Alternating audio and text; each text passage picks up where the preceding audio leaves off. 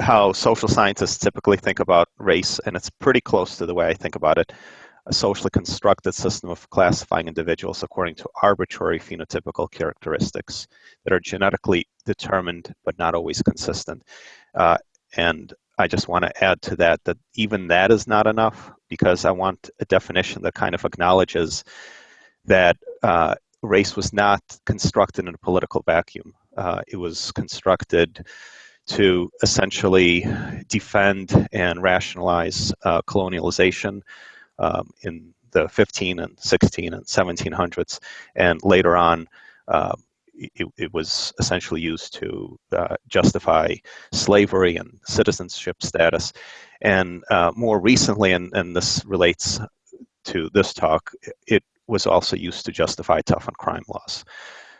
So the last slide before I actually get to the point of this talk, these are the definitions that I think capture race in the way that I think about it, in the way that I'll try to talk about it in the next half hour. So the one above is from Omi and Wynand, who wrote a brilliant little book called Racial Formation in the United States. Kind of an unusual definition. The one below it is a little bit more typical, but they basically say the same thing. So I want to present some data about policing and about incarceration. And a lot of the data that I show will, I pulled them out in order to show the race group differences in various practices. And what's helpful is just a real quick slide about how these are typically measured. So most measures of race are driven by the US Census, and the US Census has adjusted itself in terms of how it measures race. So the last major adjustment, and the census tends to adjust, even though there's an annual census, the adjustments tend to be every 10 years. So the last major adjustment was in 2000, and the big change was where that red arrow that hopefully you can all see, individuals can now self-report more than one category. So they're actually on the census, two separate questions. One, which is actually the second question, question 8, what is a person's race? And they're the typical category choices. Notice down here, there's an opportunity for under Asian to select what is essentially an ethnicity. And the idea here is the government is trying to track underrepresented and marginalized groups, and this is important here because depending on the country of origin, the socioeconomics and the group experiences are very different. So this is useful information, and it's just simply not available or is less useful up here. So that's why there's that distinction. I'm not sure exactly why, but the Latino-Hispanic question is actually a separate question. Well, I do know a little bit about why, and the reason is because many people from Latin American countries identify also racially. So you can be a white Hispanic, you can be a black Hispanic, and so the census takes care of that. Usually when we actually look at data from police report data or incarceration data, they'll combine those two, so they'll just be a separate Latino-Hispanic category. But this is basically the distribution of the United States population by race, and what you need to know here is, so when we look at overrepresentation and underrepresentation, we're looking at data in comparison to the overall population. So here we basically have non-Hispanic whites that are roughly 64% of the American population, Hispanics, Latino Americans about 16%, blacks, African Americans about 13%. So those are the data, and of course they'll vary a little bit by state and city and all that kind of stuff. The important thing to know is that these data are changing, have been changing, are continuing to change. So you see that there's, if we go back about to the early 1960s, the proportion of African Americans in the U.S. is increasing slowly. The proportion of Latinos in the United States is increasing much faster. And if we project that into the future, so in 2030, we see that that trend is expected to continue. So in 2030, white Americans are expected to constitute 56% of the United States, and by 2050, they are expected to no longer be the numerical majority. All right, so let's talk about policing. Let's talk about criminal justice, and let's start by talking about policing. There's a perception, a long-standing perception, that the police do not treat individuals fairly as a function of race. So before I get to some of the data actually looking at the reality of whether that happens or not, I thought it might be interesting to see what the perception is among Americans, because in some ways perception is reality. What you believe will happen will influence the way that you approach the interaction with the police. And again, some longitudinal data. And one of the reasons I really like longitudinal data is I think sometimes we fall into the trap of the narrative that, well, things are getting better. They may not be really good right now, but surely they're better than they used to be. And I'm going to argue that, you know, I mean, they're better than they used to be maybe 100 years ago. But when we look at the last 30, 40 years, there's really no evidence for improvement. But let's take a look. So this is perceptions, beliefs that police treat blacks unfairly by race. Starting from 1980, you can see that there's roughly a 25% gap with black Americans saying that they're treated unfairly. And of course, that's been increasing. This survey stops at 1995. Notice that the gap has actually gotten larger, not smaller. This is the same question asked in the exact opposite way in the year 2000. So this question asks beliefs that police treat blacks unfairly. This one says, do the police treat all races fairly? And you have, again, a really large gap. By the way, this proportion of roughly twice as many blacks or African Americans reporting that things are unfair. So 70% of white people think things are fair, 35% of black people. That proportion tends to be pretty stable, regardless of the specific, you know, if we talk about law enforcement, or if we talk about poverty or education, the perception of fairness is roughly 2 to 1. I can't advance the slides the way I normally can. I got to do it this way. So let's look at the actual studies. So those are the perceptions. Are the perceptions right? So this is a national sample of over 7,000 people, you know, a little more than 10 years ago now. Love this cartoon that kind of illustrates, again, the perception of unfairness. Interesting data from this sample. Black men talked about black men are 35% more likely than white men to report being stopped. We're going to look at this really carefully to see if there's a reason to think that there's bias involved here. But at the moment, what's interesting is no difference between black and white women in reported stops. So it seems that, at least from this study, that whatever bias may exist, it's limited. The racial bias is limited to men. About 66% of blacks thought there was a legitimate reason for the police to stop their car, compared to 80% of whites. Again, this is about perception.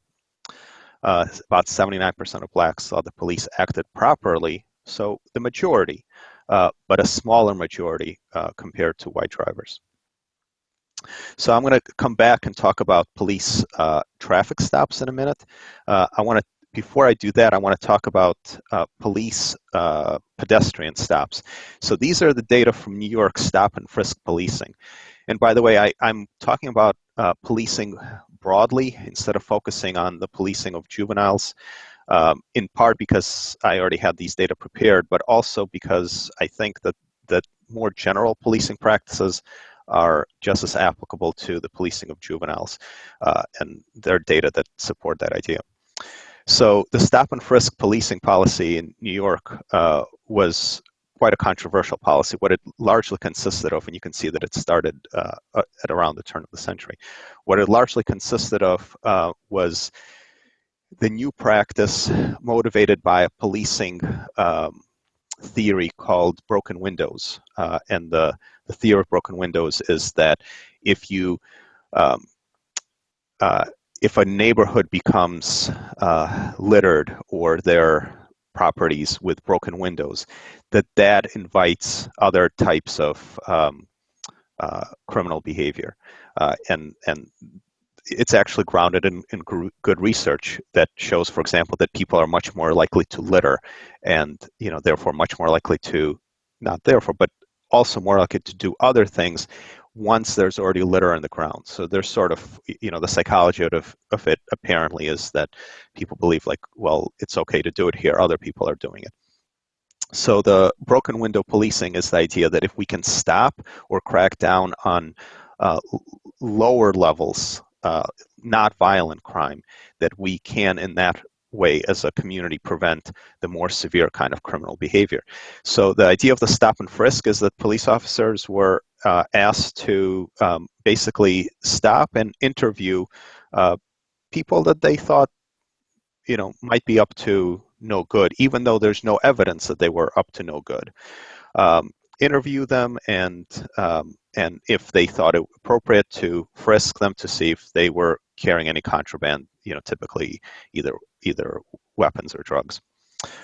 You can see it started, and then it really escalated and escalated and escalated and peaked at about 2011, at which point there were a variety of legal challenges and court hearings, and then that were overturned. Anyway, the mayor promised reform, and by 2015, the number dropped way, way, way down.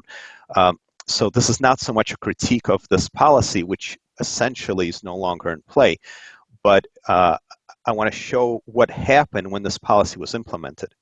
It wasn't designed to be a race-based policy, but even as the amount of stop and frisks increased,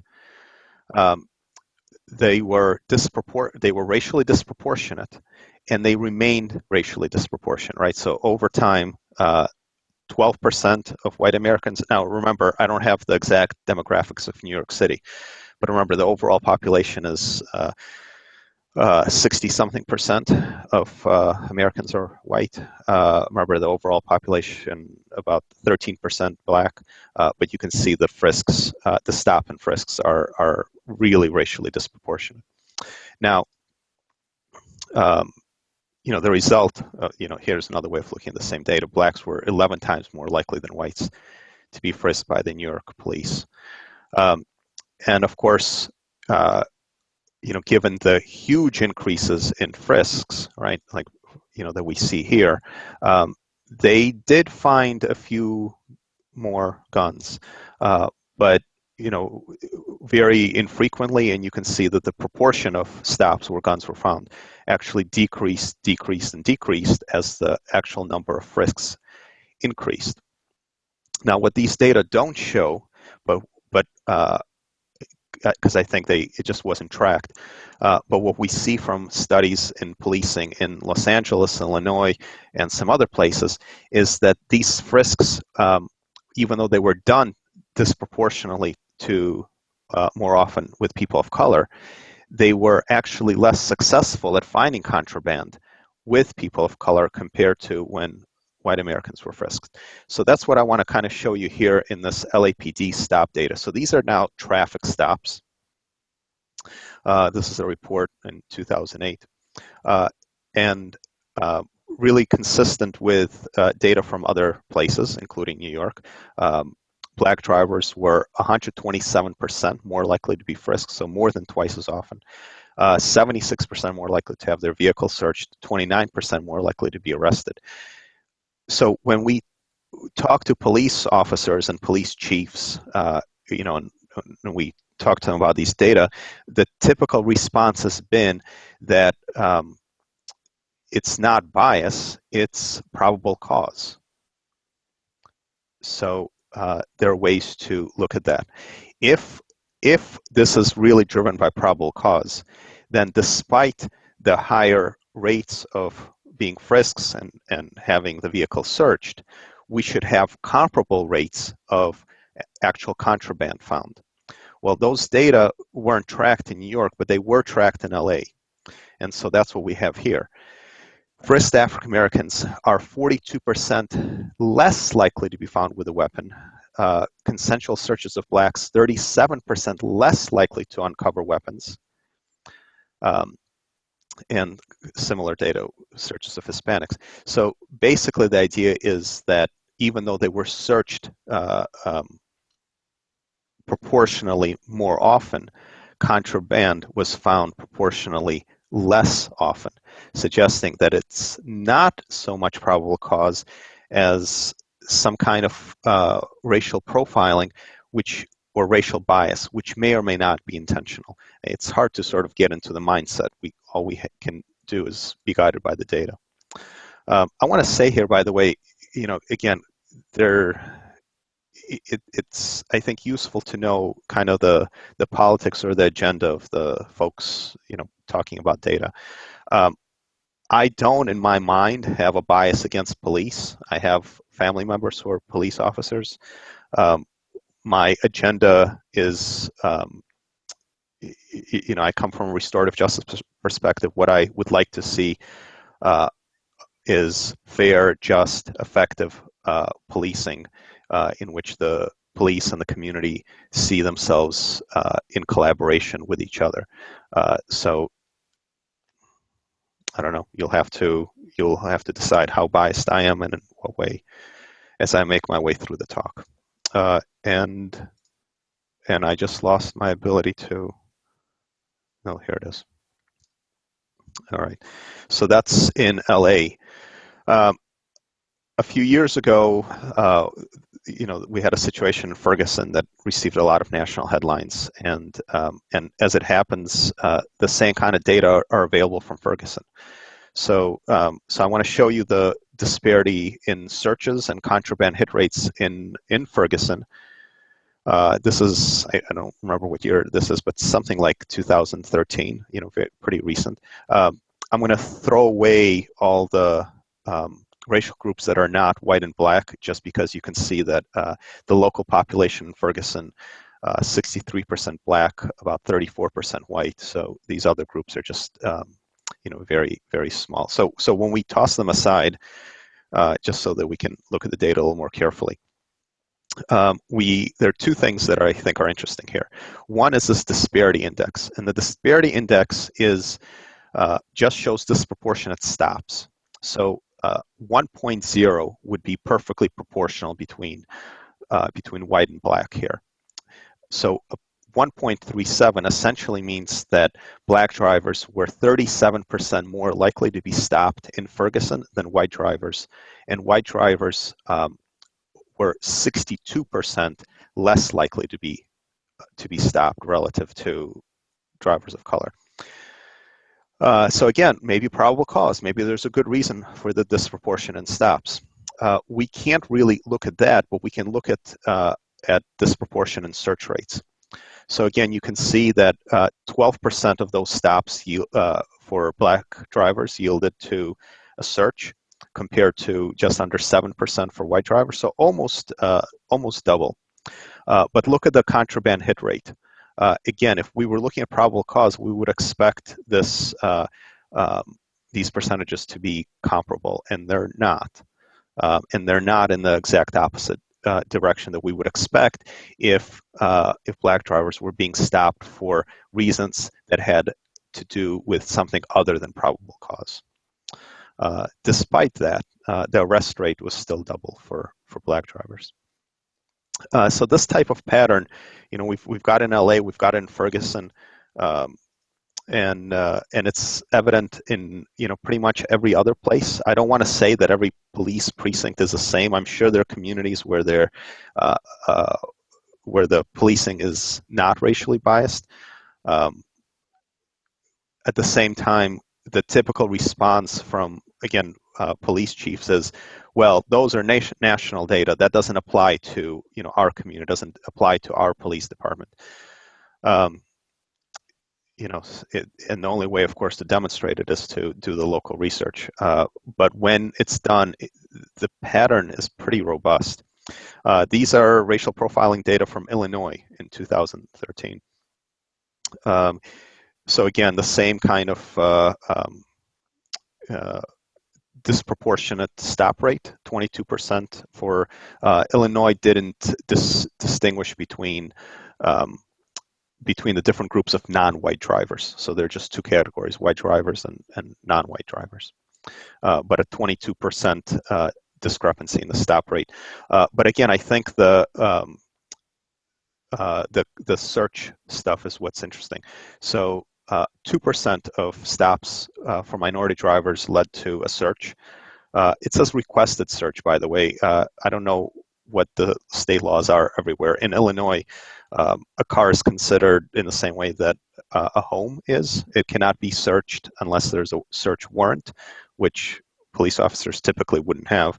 But the police can ask if they can search the vehicle, and if drivers don't know their legal rights or are hesitant to exercise their legal rights, they're likely to comply. So you can see actually that 90%, 87% of requested search are granted, so almost all of them. And there's no disproportion in terms of the police actually performing the search once they had permission to do so. So 2% requested searches compared to 1%, and here are the found is the contraband data. So 17% for minority drivers compared to 26% for white drivers. Again, showing that twice as likely to be searched, but almost half as likely to have something found. So I'm going to move away from policing and talk a little bit about incarceration rates, kind of the next side. Didn't mean to advance that. So these are the incarceration rates in the United States. I'll show you the juvenile incarceration data in just a minute. It looks comparable, not quite in terms of numbers, but in terms of the curve. You can see that their incarceration rates were pretty stable. By the way, in the late 1970s, there were all sorts of criminologists and public policy folks who were concerned, really concerned about the relative high rates of incarceration in the United States compared to other countries. In the 1970s, they thought that the United States was probably incarcerating more people than it needed to. And then, of course, in the late 1970s, the United States embarked on a war on drugs, and you can see that what the effect of that war has been. It's roughly 350, 375% increase since 1980 as a result of the war on drugs. And this is national data, U.S. incarceration rates. Again, because I live in Illinois, it's always interesting to kind of look at the starts in 1970. So it starts here, and the curve looks exactly the same, and it does in practically every state. The war on drugs was not a state war on drugs, it was a national war on drugs. We can skip this. So where does the United States rate nationally? Here is the United States compared to founding NATO members. So these are countries that the United States typically likes to compare itself with. And you can see that really the United States is off the chart. When we look at all other countries, there really isn't any comparison. So the red bars here are actually U.S. states and their incarceration rate. The blue line here, this is the United States of America, and so it's right in the middle of, where you would see in the field of red in terms of states. By the way, there are some states that are Maine and Vermont that have really significantly less incarceration than other states. And then here's Cuba, the next highest country.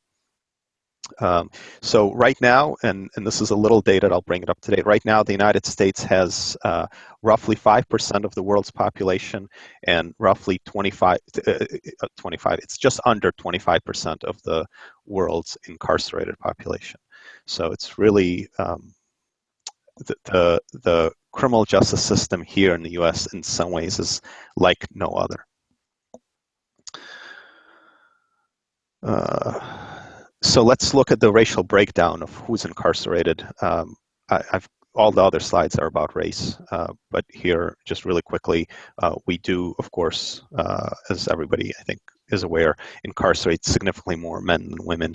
So this is typically how these data are presented. Number of people incarcerated per 100,000 people. So over 1,300 men, 126 women. But here's the racial disparity. The part on the left shows the U.S. Demographics, and the part on the right shows the incarcerated population. And you can readily see the disproportion. Don't need to run fancy statistical analysis to see it. We can break it down some more. So this is the overall incarceration rates. Black Americans, over 2,200 out of 100,000. This is just 2010.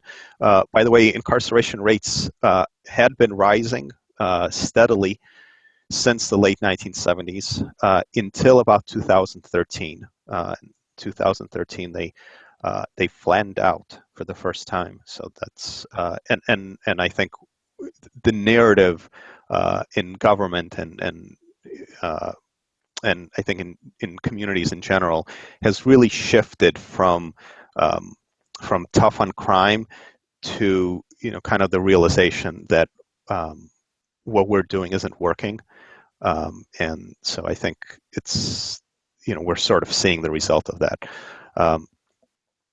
But yeah, the disproportion, the Black, Latino, white disproportion. What's the difference in these slides?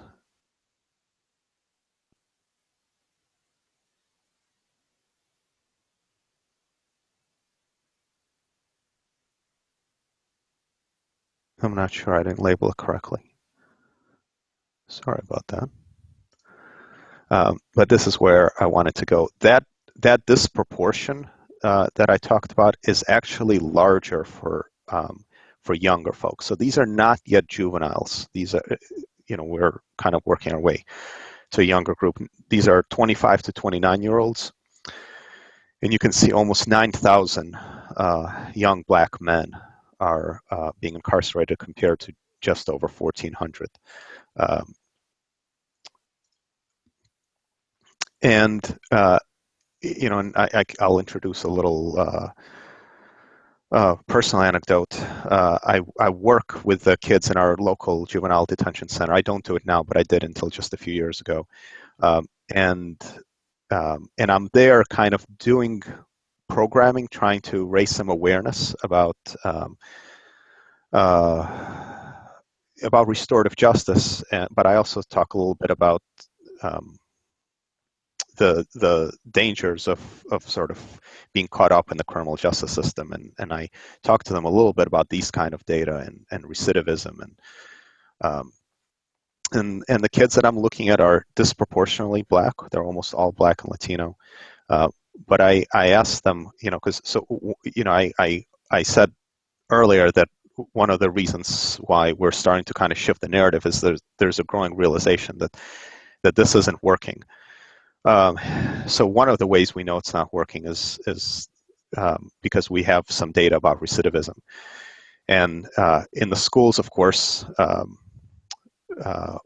passing, somebody who we think is passing, sort of good enough, not necessarily great, but good enough, is in the 60% rate. So the recidivism rate in the nationally in the United States for juveniles is, I believe it's 68%. So about a 32% success rate. And in fact, most kids who are locked up, so I mean the data said most kids who are locked up will return to the facility, and they're also more likely to be incarcerated as adults. And they're also more likely to have their criminal activity become more severe. So in general, there's kind of a growing realization that incarceration isn't working, and that also the sort of zero tolerance that schools instituted is actually creating the same kind of downward trajectory. So I just kind of tracking time a little bit. We know that a single suspension in high school doubles the rate of high school dropout. And we know that high school dropout is associated with 3 times higher risk for adult incarceration. So when we talk about the school to prison pipeline, we're talking about really a variety of different things, but this is one of them. Just the idea that school punitive discipline, which has really changed, just as incarceration rates have gone up since the 1980s, school suspension rates have also increased by factors of 3 or 4 since I'm 45, since I was a child in the school. So that behaviors that used to result in a detention or a phone call home or just separation and a talking to are now increasingly resulting in suspensions. The middle school here in Central Illinois that I work in, was averaging a suspension per school day, and that's not unusual in a lot of schools. There's also kind of a disproportion in terms of young people who are not just locked up, but locked up in adult prisons. So, which is associated with the worst outcomes. These are, yeah, I think I don't have time to get into that.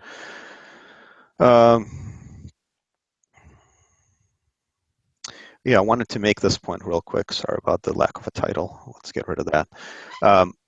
Another piece of the school to prison pipeline, the same kind of behaviors really kind of going into 2 different directions. So the one on the left is youth admitted to psychological, behavioral, mental health treatment by race. It's a little sorry about that. It's more blurry than I want it to be. 43% white, 21% African American. Over here, these are youth admitted to correctional facilities. 52% African American, 16% white. So we kind of recognize that the same behaviors are a problem and need some kind of response, but the nature of that response tends to be driven by a number of factors, including socioeconomics, but also race.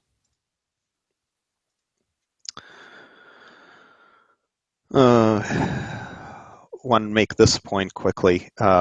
Again, kind of referring to the idea that, well, maybe the policing and incarceration rates are actually reflecting differences in actual prevalence rates of criminal behavior. So a lot of the rise in incarceration, I pointed out, was due to the war on drugs. This chart actually combines 2 different studies and 2 different methodologies to show the relationship between illicit drug use and incarceration. So the illicit drug use data come from epidemiological studies that are basically done in the same way that political pollsters do their polling. They have national databases compiled from driver registration, voting registration, phone book entries. That these national databases don't include everybody, but they're pretty close. So they're representative, and then they randomly sample from those national registries, and they do anonymous phone calls, anonymous contacts to try to get, in the case of voting pollsters, to understand people's voting behavior. But in the case here in these epidemiological studies, they basically ask questions like, have you ever used? When was the last time you used? Have you used in the last year? Kind of questions. And so we have pretty good confidence that these represent actual usage rates. And then, of course, these are unrelated data in terms of who is incarcerated, the racial, according to race, for substance-related charges. And you can see that the relationship between use and incarceration is not there.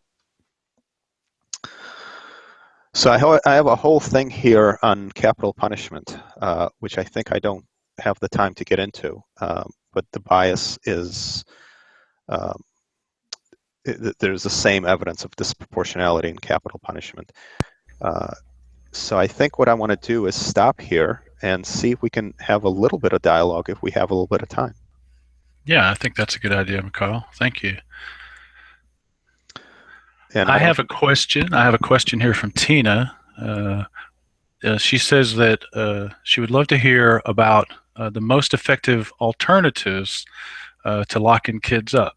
And I think perhaps since you were talking about racial fairness, maybe talk about how could we compensate perhaps for some of this bias that seems to be underlying a lot of, at least in my opinion, underlying a lot of what you've been sharing with us.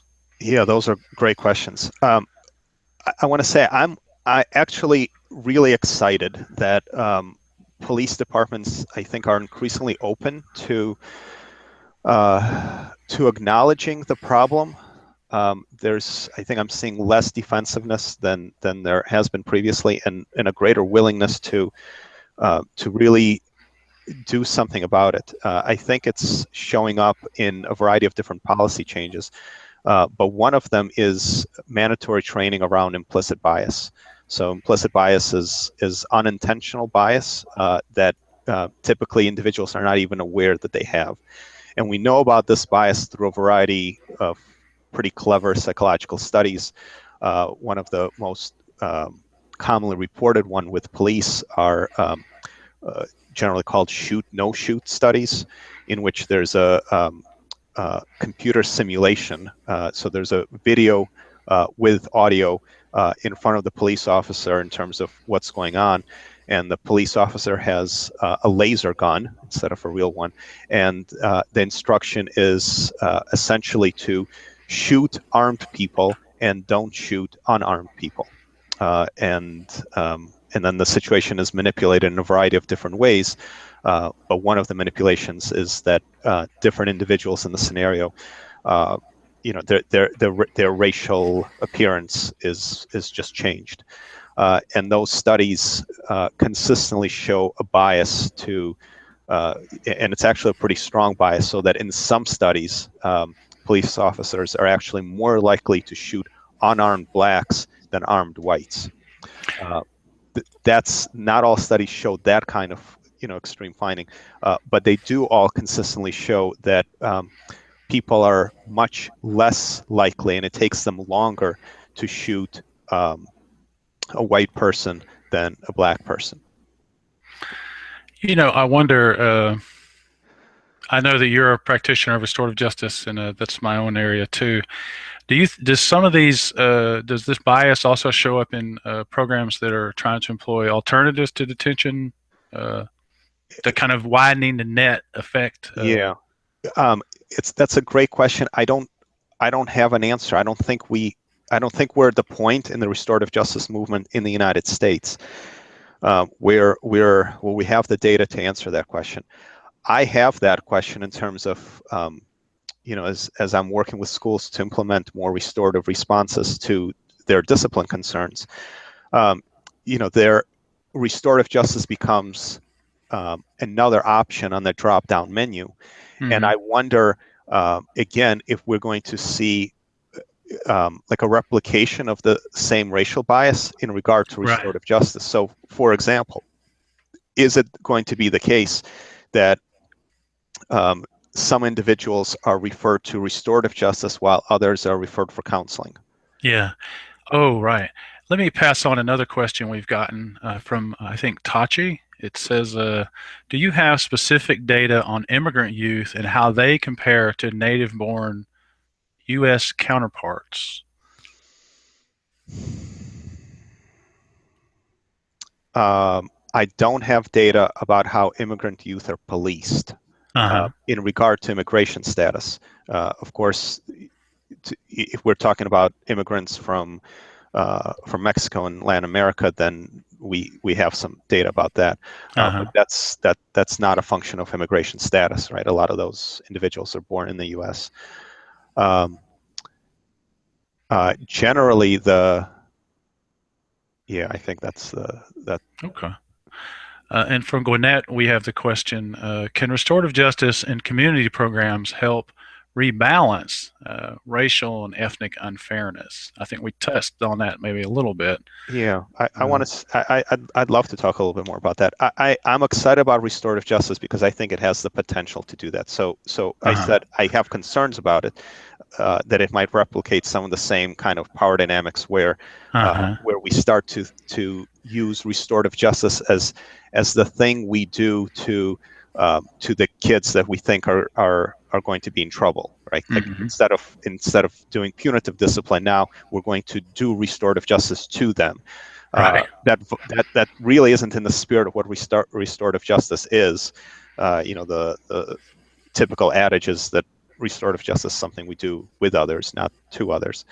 But I'm concerned that is one way that's one option that could happen, or that it could happen the other way, that restorative justice becomes another tool available for students who are seen as less marginalized. So we're going to continue to suspend the students of color, and we'll do restorative justice for the kids who get in trouble, but they're quote unquote good kids. But I see, in the potential, what I see restorative justice doing is to take to flatten out the power structure a little bit, so that it Mm-hmm. becomes less something that the deans or the school administration does, administers top down, and more something that the students or the students' families or the teachers can say, hey, there's a problem here. I'm really concerned about this one person. Let's create a restorative process in which we can engage as a community, as a school community, but also as a larger, like including the parents and other folks. Let's engage it as a school community to see if we can figure out what we can do to make things right. Mm-hmm. Mm-hmm. I'm reading over questions that folks have submitted, and I was getting back to Tina's question about alternatives, and I was trying to think of a good way to tie that in with the racial and ethnic fairness that you're focused on. Mm-hmm. Besides restorative justice, I guess what I'm wondering is so if we were to set aside the dynamics of what programs people are being referred to. This kid gets locked up in a detention facility, and this kid gets some kind of treatment. Uh, do you know much, or is it in your realm to talk a little bit about what's the effectiveness of, say, a treatment option versus a detention option, or am I getting too far outside what you've been working on? I think it's not so much what I've been working on as where kind of the state of the movement is. I don't think so. Here's what we need in terms of criminal justice. What we need is an experimental type of design in which the district attorney says, okay, we're going to see what works better. We're going to take Mm-hmm. certain types of crime, let's say property crime, or let's say violent crime that happens in the schools. And Mm-hmm. we're going to randomly assign those cases to either the criminal justice system as usual and let the courts do their thing, or Uh-huh. we're going to divert it to a restorative system and let the restorative system do its thing. And then we're going to track these kids over a period of years Uh-huh. and see what happens. I think Yeah. those are the kind of data we need. Those are the kind of data we don't yet have. Yeah. Because until a couple of years ago, there really wasn't a political climate where a district attorney could reasonably embark in such an experiment. I think we're going to start to see some of that. I'm talking to. I hope to be part of that, but so far, Great. I don't think those studies are available. Okay. I wanted to read, I've got a statement here from Jessica Ellis, and she says, our restorative justice program is working closely with police in Los Angeles to educate them on bias. and we assist the department in implementing objective criteria slash process to divert youth to our restorative justice diversion program instead of arrest. Sorry that somebody else typed a question. It messed me up. This has reduced recidivism by well over half. So that sounds wonderful, Jessica. And I guess I'm thinking, does a program like that it sounds like if we go to some kind of assessment tool, is that something that we might use as a way to combat this bias? Mm-hmm. Yeah, I think focusing on behaviors, concrete behaviors that are observable and measurable, is a real important part of battling bias. I think the other part, and I'm encouraged that police departments are increasingly open to doing this kind of training, is to teach police officers to become increasingly aware of their own bias, because to the degree that you're aware of it, you can consciously override it. But by the way, I want to say that there's nothing here that is pointing the finger at police officers as being somehow different than other human beings. There's another kind of theory of, sort of the bad apples, and that we just need to weed out the bad apples from the police force. So I don't have, yes, we need to weed out the bad apples from the police force, and that's not what's really driving this bias. Right. So when we replicate these same types of studies, like the shoot, no shoot study, with community samples instead of police samples, what we actually see is more bias, not less. Right. Interesting. So it's a human experience, and we see it in a variety of contexts. But the thing about police officers is the bias is most likely to emerge, we know from other types of studies, in situations that have two specific characteristics. One, that there's ambiguity about what's going on. If the situation is real clear, then people tend to make the call based on like what they see, and there's no ambiguity. So when the situation is ambiguous, the person put his hand in his pocket, I don't know what's in there, right? Right. And then the other thing is, the other characteristic is a situation that's characterized by high levels of stress. Right. So most of us have jobs where there might be lots of ambiguity, but there's not necessarily lots of stress, and so we don't necessarily react with bias because it's not that meaningful. It's not that it's not that in our face. And when we do, the consequences aren't that severe because we're not carrying weapons. So the difference is that police officers are in situations where the stress level is high all the time, and by virtue of the job they do, the consequences for bias are pretty severe.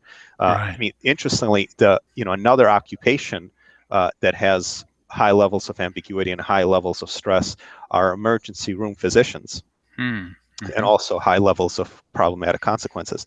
And there are studies that show, really comparable, also very high levels of racial bias, implicit bias there. So again, this is not to say these are bad people, these are mean-spirited people, these are racist people. These are human people, and we have to figure out how to help them understand this part of their humanity, the part that has racial bias, and how to override it. But the program that was just described, I'm delighted that there's collaboration between restorative justice folks and policing folks, and I'm hopeful. I'd love to see police officers build their own restorative tool skills, so that when they come into situations that are stressful, where there's conflict, that in addition to the tools they already have, they also have a different set of tools that they can use when that's appropriate. I've got a statement, or I think it's a question here from Melissa, who joined the call late. Our apologies, Melissa, for the mixed messages on that. She says, what we really need in Cuyahoga County, which is in Cleveland, Ohio, are prosecutors familiar with juvenile justice and adolescent development. How can we make that happen? Can you answer that in 1 minute?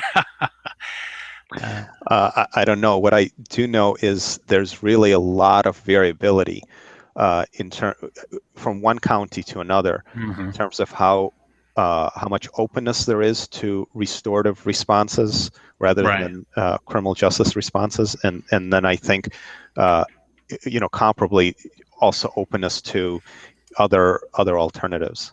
So ideally, there's going to be a door in that some person who works in that office has interest, has familiarity, and can serve as the door into the in terms of engagement.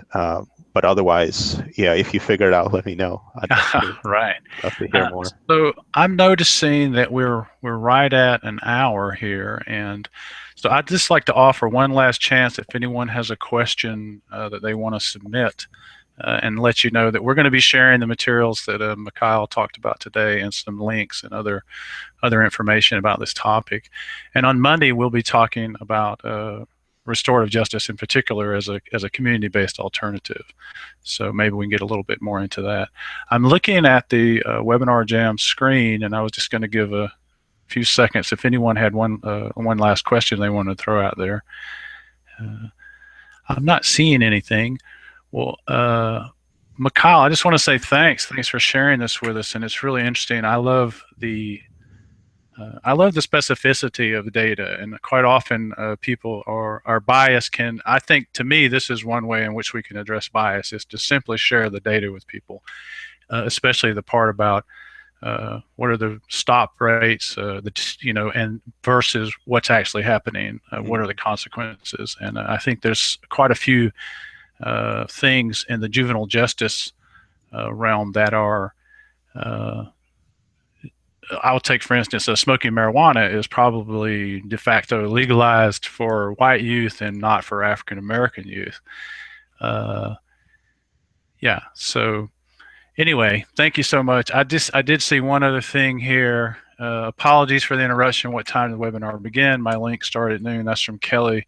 Our apologies, Kelly. We had a mix-up.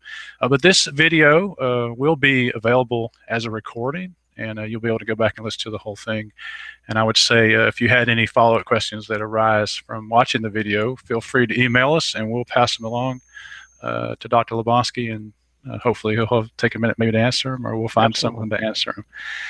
Well, thanks, Mikhail, and I think that's all. I think we'll stop here, and thanks for everyone. I think we show 23 attendees. Thanks to everybody for participating. Thanks, John. Thanks for having me. All righty. Bye-bye.